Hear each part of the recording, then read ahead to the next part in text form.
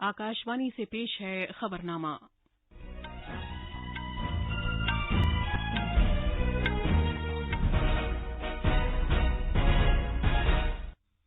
आदाब।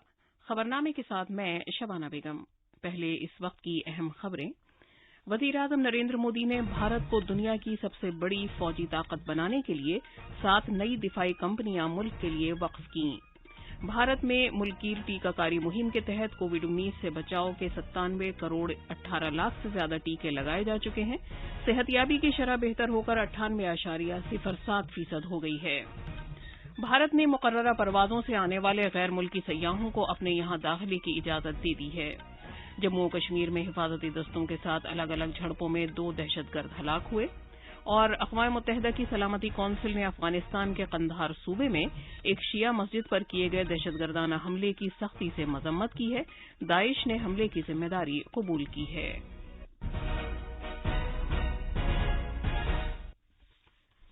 कोविड-19 के मद्देनजर सामीन से अपील है कि गफलत न बरतें, हर तरह की एहतियात पर अमल करें, महफूज रहें और ये 4 आसान तरीके अपनाएं।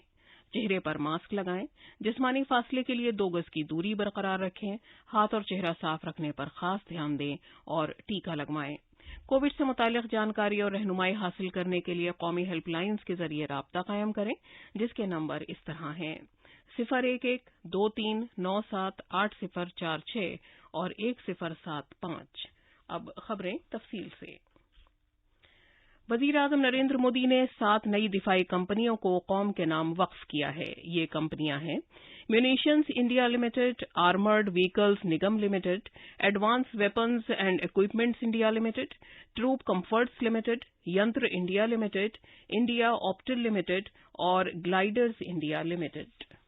वीडियो कॉन्फ्रेंसिंग के जरिए इज्तिमा से खिताब करते हुए जनाब मोदी ने कहा कि हथियारों की 41 फैक्ट्रीज को भारत की खुद किफालत को बेहतर बनाने और दिफाई तैयारी के इक़दामात के तौर पर 7 कॉरपोरेट कंपनियों में बदला जा रहा है।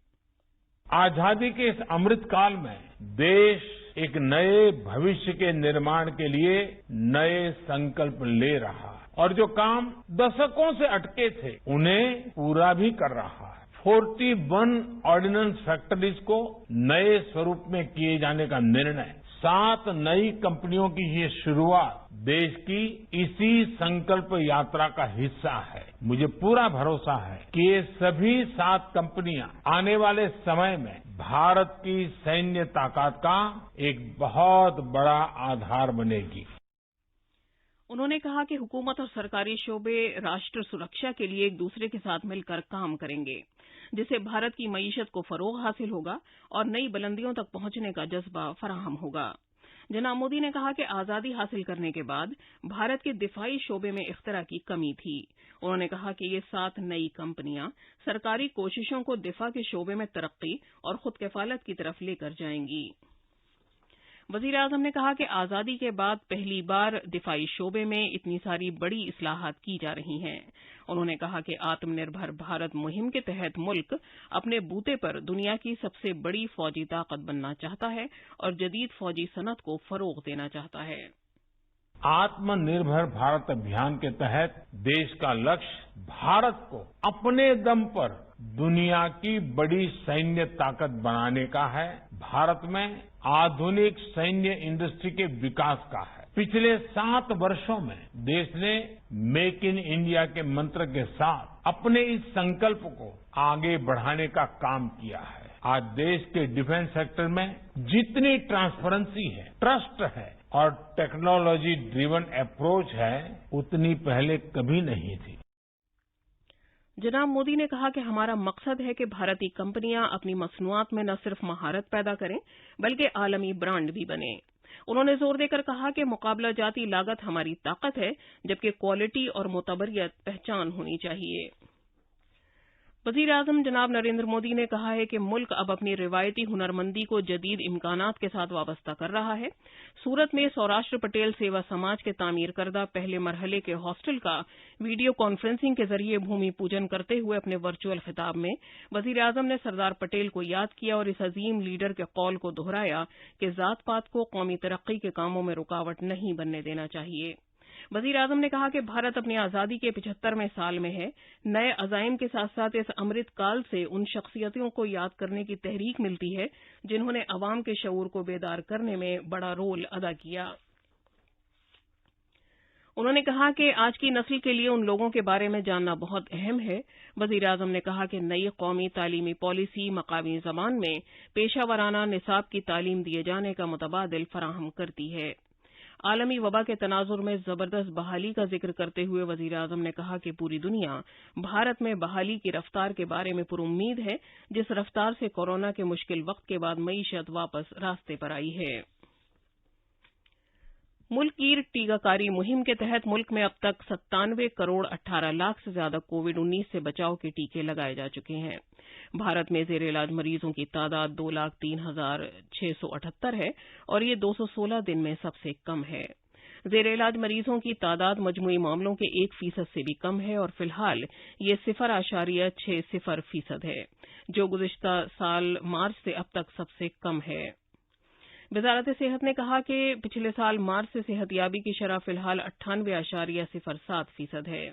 کووڈ انفیکشن پائے جانے کی ہفتہ وار شرح فی الحال 1.42% ہے جو گزشتہ 112 دنوں میں 3% سے بھی کم ہے، جبکہ اس کی یومیہ شرح 1.43% ہے جو گزشتہ 46 دنوں میں 3% سے بھی کم ہے. قومی راجدھانی میں کل کورونا وائرس انفیکشن کے 26 نئے معاملات سامنے آئے.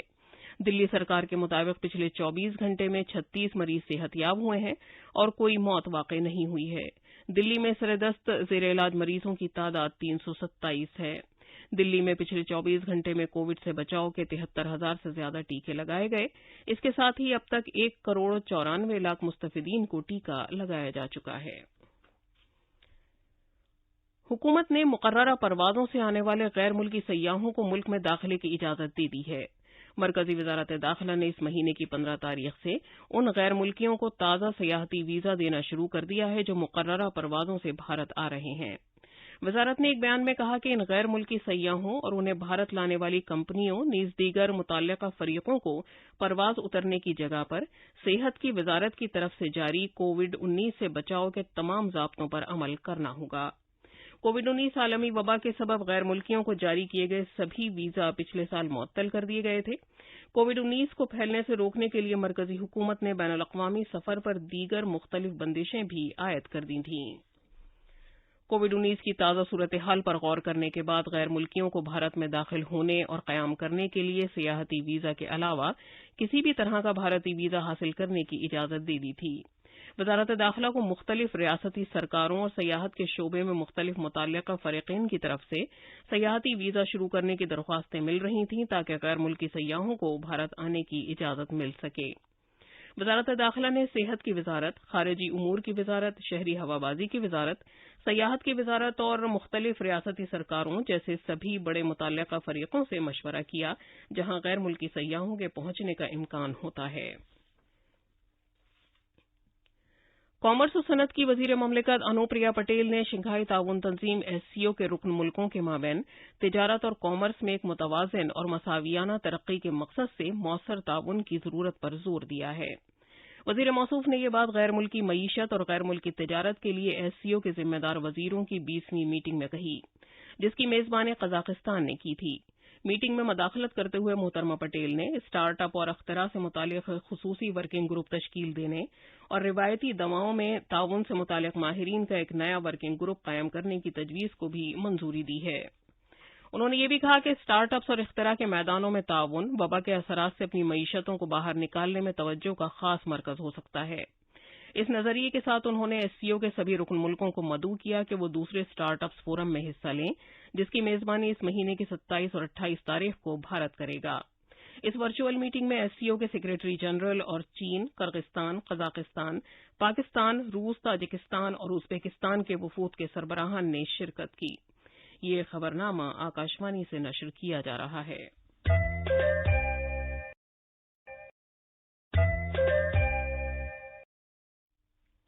مرکز کے زیر انتظام علاقے جموں و کشمیر میں حال ہی میں ایک شخص اور ایک پولیس افسر کے قتل میں ملوث 2 دہشت گرد سلامتی دستوں کے ساتھ 2 الگ الگ جھڑپوں میں مارے گئے.